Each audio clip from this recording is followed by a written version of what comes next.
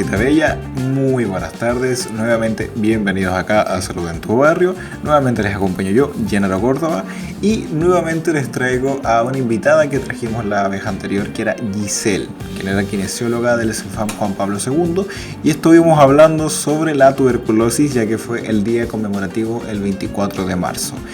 En esta ocasión vamos a volver a hablar de esta temática, pero con otros puntos centrales que no alcanzamos a conversar y que los vamos a hablar ahora. Así que le damos la bienvenida nuevamente. Giselle, ¿cómo estás? Hola, bien, gracias. Qué bueno. Oye, como le comentaba a la gente y como te comentaba a ti recién, la vez anterior nosotros hablamos de la tuberculosis. ¿Te acuerdas que hablamos un poquito de que venía como desde el medioevo, cierto? Tiramos la talla también respecto a que cuando uno decía salud, en realidad no era una cuestión de educación, sino era como básicamente disfrutar las gotitas de la persona que estaba tosiendo o estornudando. También hablamos del cuadro de síntomas, naturalmente lo que suceden, que también la tuberculosis, si bien algunas veces puede ser un poco asintomática, también puede dar síntomas distintos porque se puede alojar en un lugar distinto del cuerpo. También hablamos de factores de riesgo, ¿cierto? Que no sé si nos ayuda a refrescar un poquito la memoria. Ya, bueno, tenemos algunos factores de riesgo, como uno principalmente es haber convivir con una persona con la infección, con la enfermedad. Y hay grupos que tienen mayor factor de riesgo, como lo son los usuarios crónicos respiratorios, los crónicos como diabetes, usuarios inmunodeprimidos, el VIH, ¿ya? Hay otros grupos como las personas que son consumidoras de droga, población que vive en condición de calle, que tiene un nombre eso, tiene un nombre la gente, como para no llamarle, no recuerdo en estos momentos. Para no decir indigente. Sí, claro, hay un concepto. Lo podemos dejar en ahora me acordé, justo me surgió la duda. Ya, entonces hay diferente, el grupo, otro grupo de riesgo son nuestros usuarios extranjeros también, ¿ya? Y eso principalmente. Perfecto. O sea que hay una población bien grande de personas que son propensas a sufrir esta enfermedad. Que tienen mayor probabilidad, más que nada. Mayor probabilidad. Es decir, no todos estamos exentos. Cualquier persona puede vivir esta enfermedad, pero hay un grupo que está en un factor de riesgo porque hay síntomas o situaciones o condiciones que lo llevan a estar más expuestos a esta enfermedad.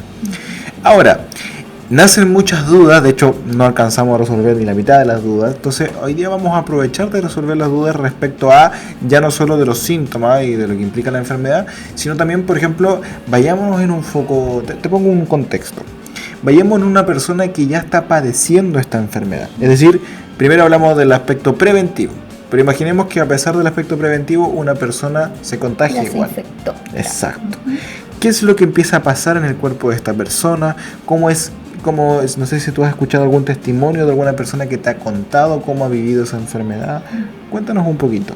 Bueno, en nuestra experiencia, como mencionábamos también la vez pasada, la sintomatología va a ser crucial y el hecho de que persistan estos síntomas como la tos con secreciones, prolongar el tiempo, baja de peso importante, que va a ir sintiendo la persona, va a decir, oye, ¿qué pasa?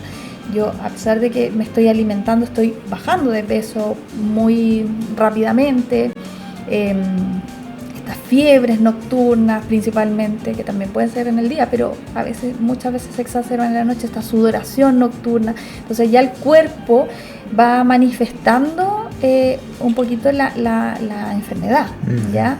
Y ahí la persona lo va sintiendo, porque obviamente al principio, como hablábamos siempre, este tipo de bacterias se alojan en nuestro cuerpo y empiezan ahí de a poquito a reproducirse y a comenzar a presentar la manifestación clínica, ¿ya? Entonces ya el paciente cuando lo empieza a sentir puede que haya contagiado a 15 personas más, ¿ya? Entonces va a estar activo eso y se va a estar propagando, ¿ya? Entonces, cuando nosotros recibimos un paciente, principalmente está dado porque ya pasó mucho tiempo con esta sintomatología y empiezan a consultar, ¿ya? sobre todo cuando empiezan a ver esta baja de peso, el sentirse mal respiratoriamente, lo lleva muchas veces a consultar en mayor medida, ¿ya? Y eso básicamente es como lo que nosotros vemos en nuestros usuarios, ¿ya? En algunos casos inclusive no es por voluntad propia, sino que lo llevan sus propios familiares que lo han visto con cuadros a repetición y consultas. Muchas veces estos pacientes consultan en los servicios de urgencia, ¿ya? Y el servicio de urgencia maneja el cuadro, digamos, como agudo, entre comillas, y se van para la casa y sigue propagándose la infección. Entonces, hasta que, y eso también lo vemos mucho, hasta que están mucho más comprometidos, es que ya deciden someterse a un estudio, ¿ya? Y volviendo un poquitito también al tema de cómo nosotros podemos detectar, hablamos en esa oportunidad del tema de la vaciloscopía, que es este examen de los pollitos que te comentaba yo, que es un examen súper simple, súper rápido de hacer. Pero también existen otros exámenes que podemos también complementar, como una radiografía de tórax, ¿ya? Entonces, muchas veces en una consulta el médico le pide una radiografía de tórax y muchas veces no vuelven con los resultados de esa radiografía, ¿ya? Entonces, es muy del chileno eso. Es muy característico nuestro, de todo. Inclusive uno como funcionario de salud muchas veces dejamos nuestra salud al último. Ya, entonces nos pasa muchas veces que van dejándose estar, y cuando ya se ven mucho más comprometidos en su salud es cuando nos llegan, ¿ya? Muchas veces también tenemos casos, y también me ha pasado mucho en la experiencia, usuarias que son trabajadores, ¿ya? Y lamentablemente tienen que trabajar, producir para poder mantener el sustento de su hogar. La economía de los usuarios con tuberculosis muchas veces se ve afectada, ¿ya?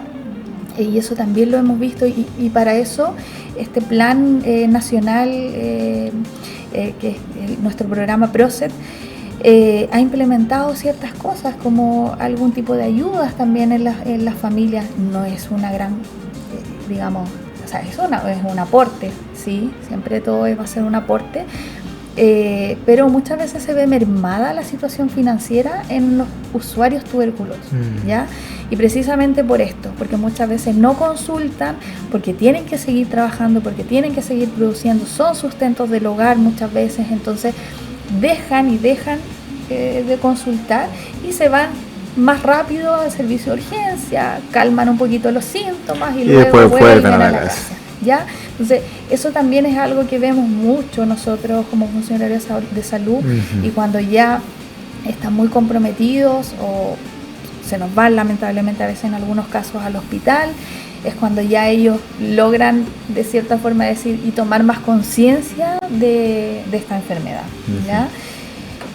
Con respecto a lo otro que me decías tú, cuando ya detectamos un usuario ya positivo, nosotros iniciamos rápidamente un tratamiento, ¿ya?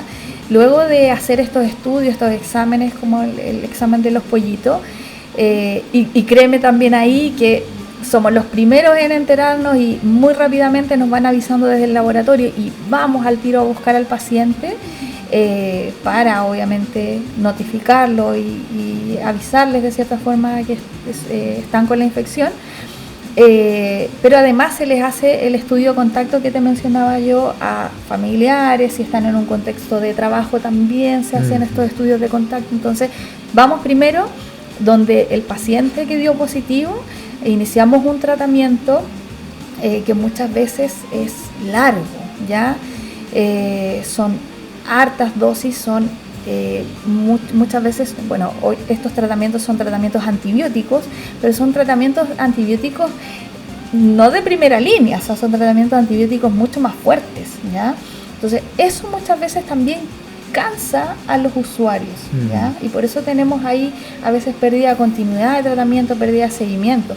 Son tratamientos que duran por lo menos o más o menos 6 meses. Si es que el paciente no se nos pierde entre medio, ahí que hay algunos rebeldes, como decimos nosotras, que se pierden y esos tratamientos se pueden extender por más de 6 meses. O sea que es reiniciar el proceso. En algunos casos, cuando se nos pierde el usuario por mucho tiempo, tenemos que reiniciar el tratamiento y volver de cero. Entonces, también nuestros usuarios deben saber que en el caso de ser positivos, ser ahí súper aplicados con sus tratamientos, ¿ya? Porque nos pasa esto, el paciente se cansa, como te decía, son tratamientos antibióticos muy fuertes. Antiguamente, y en la evolución de estos tratamientos, los comprimidos eran mucho más grandes, eran muchas más cantidades de pastillas que tenían que tomar. En algunos casos tenían que tomar a veces 14 pastillas en el instante.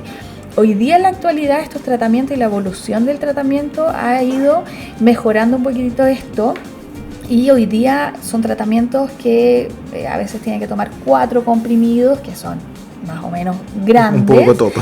Ya no son pequeños, pero se ha logrado comprimir este tratamiento en dosis, digamos, o en cantidad de comprimidos menores que lo que era antes, ¿ya?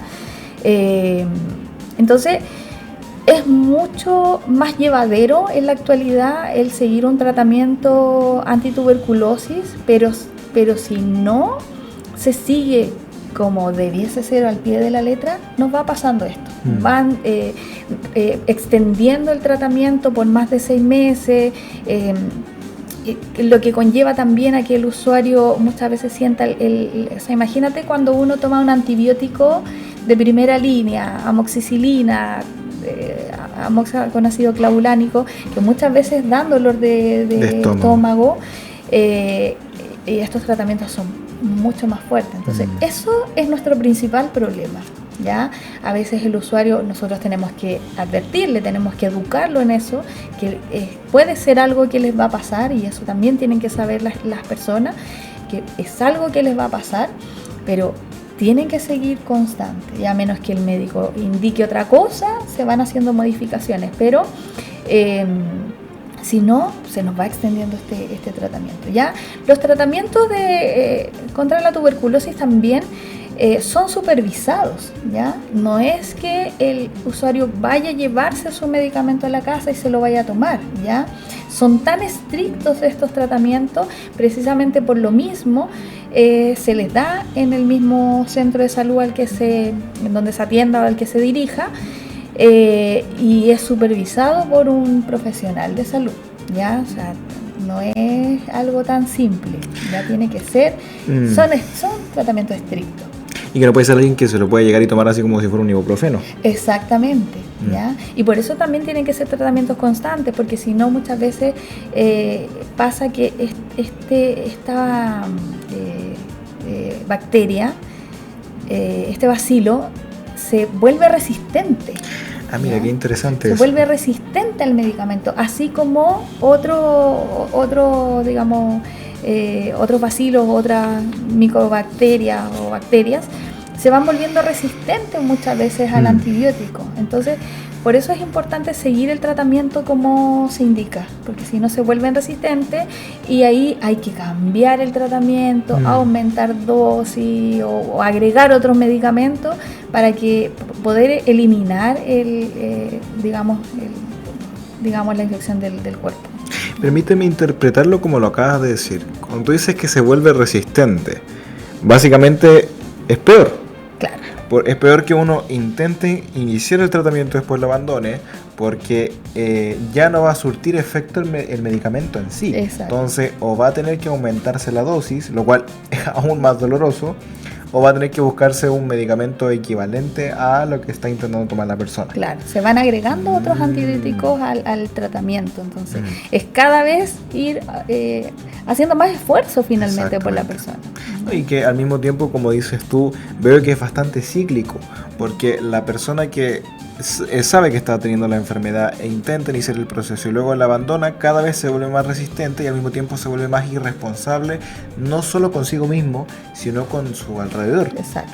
Porque aunque la persona no lo quiera ver así, también es un agente de contagio para todos los que están al frente suyo. Exactamente. Y de hecho creo, entendiéndolo, aprovecho de preguntar igual. Si la persona contagia a través de las microgotitas, por ejemplo, la persona que consumió un almuerzo y ocupó la cuchara y esa persona la lavó mal, ¿esa cuchara también es un agente de contagio? Ya. Ahí también hay que ser bien claros con el tema. Si bien tenemos, y también volviendo un poquito a lo que conversamos anteriormente en la vez pasada, tienen que suceder ciertas condiciones para que yo pueda contagiarme, ¿ya? Entonces tienen que pasar cierta cantidad de tiempo en donde yo convivo con esa persona, ¿ya? Obviamente si yo tengo a mi pareja y caso hija, hijo, le doy besitos, etcétera, hay mayor riesgo de contagiarse, ¿ya? Y por eso se inician estos tratamientos quimioprofilácticos cuando se determina que la persona es contacto estrecho, ¿ya?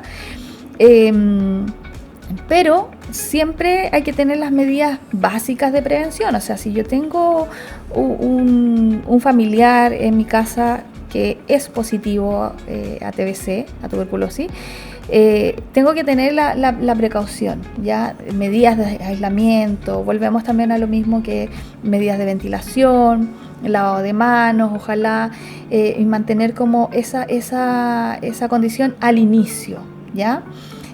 Ojalá siempre mantener servicios y todas estas cosas que son más de uso personal de forma aislada, lavarlas aparte.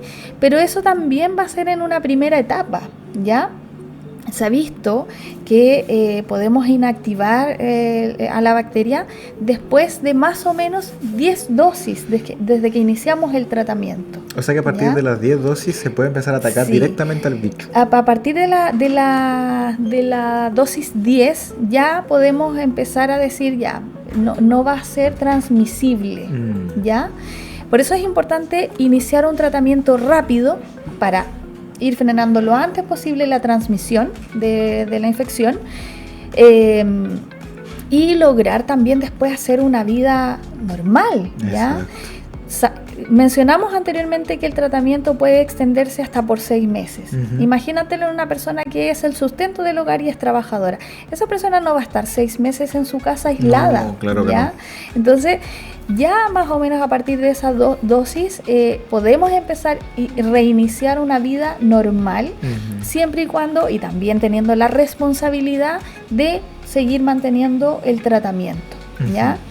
Entonces también muchas veces la gente se alarma mucho y no sé, como te digo, en la experiencia que tenemos nosotros, vecinos, vecinas se acercan, no, mi vecino, mi vecina, no sé qué, pero hay que tener también ese tino, como se dice, o de no alarmarse tampoco, ¿ya? O sea, sí tenemos que tener las precauciones, como en todo en la vida, pero también hay que saber que esa persona no debería ser discriminada, no debería ser aislada, puede seguir haciendo su trabajo con normalidad, siempre y cuando no le afecte tampoco a su quehacer diario, y de acuerdo también a la sintomatología y el avance que haya tenido la infección en el cuerpo, ¿ya? Hemos tenido casos en donde sí deja alguna secuela en los pulmones, por ejemplo, la enfermedad, y obviamente les cuesta un poquito más respirar, hay mayor disnea, se cansa más rápido, a diferencia como era antes de la enfermedad. Ya, entonces, en algunos casos sí pueden quedar algún tipo de secuela, ¿ya? Y eso también va a depender de que la persona consulte a tiempo. O sea que a mayor tardía sea la consulta de la persona con TBC, con tuberculosis, más grande puede ser el rango de secuelas que puede sufrir a largo plazo. Exactamente. Entiendo. Sí. Siempre tienes que pensar que cuando se aloja el bacilo en tu pulmón, empieza, como coloquialmente, no voy a hablar de términos fisiológicos o de lo que puede estar pasando adentro, pero es como que se estuviera propagándose ahí multiplicándose y lo explico de esta forma para que la gente lo entienda, como que te está, de cierta forma, invadiendo los pulmones y te lo está comiendo, entre comillas, lo digo de forma coloquial para que la gente lo entienda. Se imaginen en la cabeza. Exacto. Y va dejando estos daños en el pulmón y puede ir dejando esta secuela. Antiguamente, de hecho, hacían procedimientos para extraer y sacaban un poquito pulmón. Entonces, en la actualidad vemos algunos usuarios que tuvieron tuberculosis años atrás, que son secuelados y han tenido este tipo de procedimiento. Extracción, exacto. ¿Ya? ¿Y sabes qué es lo que se me ocurre con todo lo que vienes diciendo tú, Giselle? Y te lo digo desde mi punto de vista profesional de salud mental. Creo que para una persona que le diagnostican TBC y que vive con TBC debe ser muy profundamente desgastante a nivel mental, porque es una persona que así como cualquier otra enfermedad inmunodepresiva, ¿cierto? O muy letal, el hecho de que la persona se comience a aislar, sienta que su cuerpo no funciona como antes, que tenga que consumir gran cantidad de medicamentos y que los medicamentos le hagan sentir mal, creo que también eso tiene que ir de la mano con un acompañamiento de salud mental, porque si no la persona también creo que es más propensa a seguir sufriendo con mayor intensidad la misma enfermedad. No sé qué opinas tú respecto a eso. Sí, bueno, se ve mucha relación, tú ahí eres más experto, que lo emocional muchas veces también influye en nuestras enfermedades. Correcto. ¿Ya? En mantener buenas defensas o mantener fortalecido nuestro sistema inmune, ¿ya? Y esta enfermedad principalmente ataca al sistema inmune, ¿ya? Muchas veces nosotros acompañamos el tratamiento con un medicamento específico que ayuda con las vitaminas, ¿ya? Pero claramente el tema psicológico va de la mano, ¿ya? Y por eso es importante que en nuestros equipos nosotros vamos haciendo las diferentes derivaciones en caso de ser necesario, ¿ya? Y obviamente siempre y cuando el usuario y la usuaria lo solicite, lo requiera y quiera también. ¿Okay? Hay veces que algunos usuarios no quieren, simplemente, pero hay casos en que los usuarios lo solicitan, ¿ya? Y como mencionábamos anteriormente, se ve muchas veces mermado toda la dinámica familiar, porque también existe todavía ese concepto de que por tu culpa pasa esto, para allá ¿me justamente entiendes? iba, así tal cual. Exacto, y eso también lo hemos visto, que por tu culpa pasó esto, que no sé qué. Entonces, la gente, de por sí las personas somos culposas, ¿ya? Y nos culpamos muchas veces, chuta, me pasó eso, ¿ya? Y también vemos otros casos, o sea, eso por un lado es un tipo de usuario, un tipo de familia, pero también tenemos otros usuarios y otros casos en que en realidad no les importa mucho, ¿ya? Hay mucha gente que no es consciente de su salud, ¿ya? Y tampoco es consciente de la salud de su entorno, ¿ya? Y eso yo te diría que es nuestro principal desafío. Es más complejo tener este otro tipo de situaciones en donde está asociado a otro tipo de, como hablábamos, los grupos más vulnerables, como son el alcohol y las drogas muchas veces, ¿ya? Que también ahí hay un tema, muchas veces salud mental, también en donde a veces no toman la conciencia, ¿ya? No todos, no se puede generalizar, porque hay gente que han sido súper aplicados también con sus tratamientos y muy preocupados de sus familias, etcétera, porque también hay una enfermedad detrás de ellos, ¿ya? Pero nos pasa, vemos como esos dos extremos muchas veces, ¿ya? Hay usuarios que no tienen la conciencia de su salud y no se hacen responsables, porque eso también es una responsabilidad de cada uno como usuario, como familia y perteneciente a una sociedad, finalmente, ¿ya?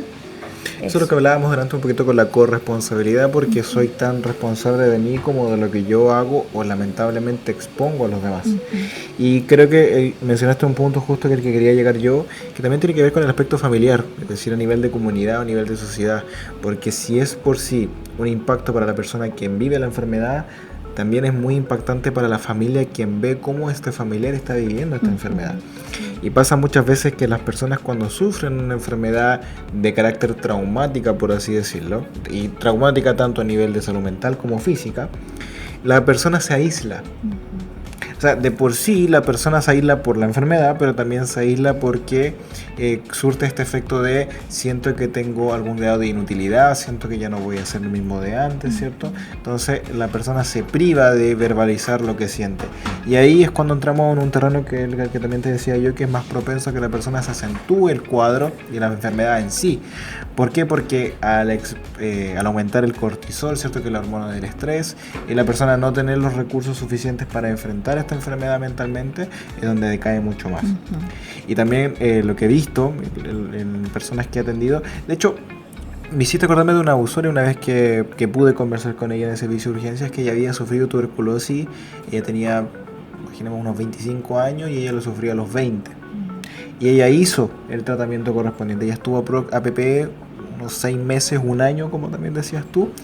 Y ¿qué siente ella que fue lo que más le afectó? Y ella lo decía tal cual, que más allá de en sí, de que siente que físicamente no puede rendir como antes, es el hecho de que siente que fue tan heavy haberlo vivido sola, que ella esperaba que hubiera habido algún familiar, por ejemplo, que eso es lo que más le marcó. Entonces automáticamente cada vez que ella, por ejemplo, siente un leve resfrío, su cuerpo lo vive como si nuevamente fuera la tuberculosis. Y ahí es donde nuevamente decae. Eso es un poquito como el aporte que quería mencionarte yo. Ahora mira, como ya hemos hablado harto de esta enfermedad, ¿cuáles serían como los hitos o los puntos clave que pudiésemos ir haciendo como cierre para ir recontando a las personas? Bueno, yo creo que lo importante es lo primero es prestar atención a la sintomatología, ¿ya?